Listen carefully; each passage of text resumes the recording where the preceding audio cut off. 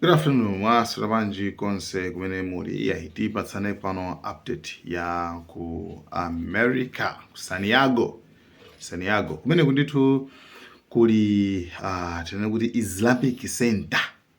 Okay, Islamic Center ngati ka center chabe kumene anamaphunzirira, then kuli attached center ija yapangidwa attached yakugonezana ndi mzikiti.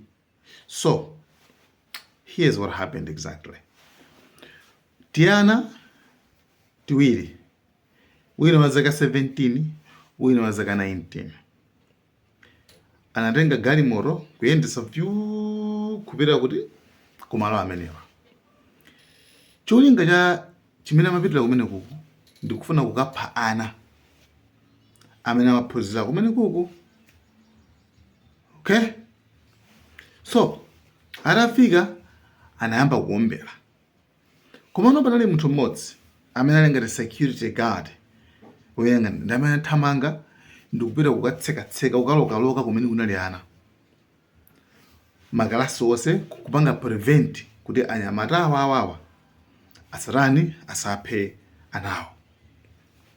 So yeye ndithu akuchita zimene zichazo, anapeza zoti anaomberedwa, komanso anthu enanso awiriso nkuomberedwa ngati anthu atatu.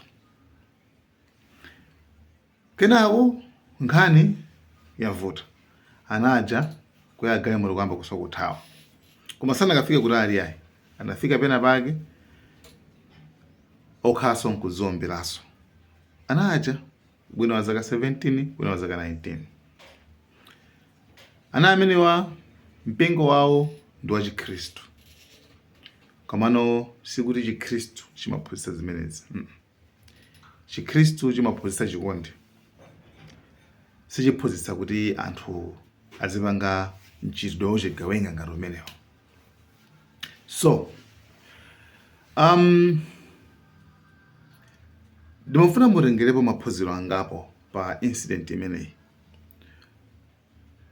Panopa ku America, okay, yakhala ngati issue yonena kuti shooting, like akwapezeka ku shooting. Okay, ku Islamic Center kuna ake kuzikiti kwapezeka kuli shooting, kuli kuombera.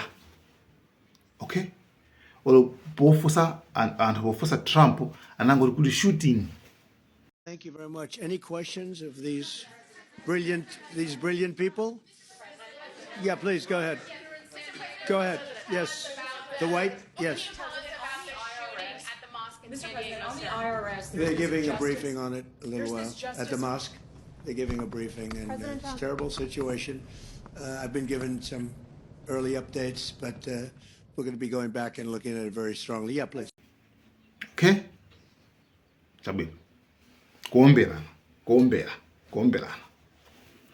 Pamene mukuona news zina zikachitika tiungalekeza ngati zachitika ku church tiungalekeza, kama zachitika ku synagogue, ku church kwa Ayuda ngati kwayambirira pawamba chaka chatha chomwechi pachaso panali wina wakenso ndithu machita anakaomberaso kwa Ayuda. Polengeza inali nkhani yake terrorist attack, kuti imene ndithu ndi attack yochigawenga. Iyi sakuitcha kuti attack yochigawenga, koma ndi ngati terrorist attack. Mfano kuphunzitsa media amene makhalira media imene mapangira. So poyamba pacha terrorist attack, koma iyi ndi shooting jabe. The man who carried out the Manchester synagogue terrorist attack has been named by Greater Manchester Police as 35-year-old Jihad al-Shami, a British citizen of Syrian descent. I'll read that to you again. The man who carried out the Manchester synagogue terrorist attack has been named by Greater Manchester Police as 35-year-old Jihad al-Shami, a British citizen of Syrian descent. That's his picture on your screens right now. Okay? Chabwino. Ana amenewa anali filled with hate. Mtima mwawo munali hate kwambiri, hate towards Islam.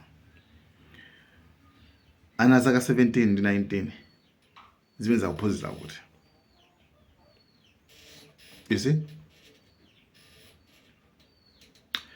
chabwino mupezanso kuti pali ana enaso even imagine majihadist aja amatenga tiyanachi kukatulowetsa ngati ma ICC matiphunzitsa zinthu ziti zomwezi nkudzadzisa mitima mwawo ndi hate iwo adanzi anthu ena yokuti atha kumapha anthu ena zimene zolakwa kwambiri.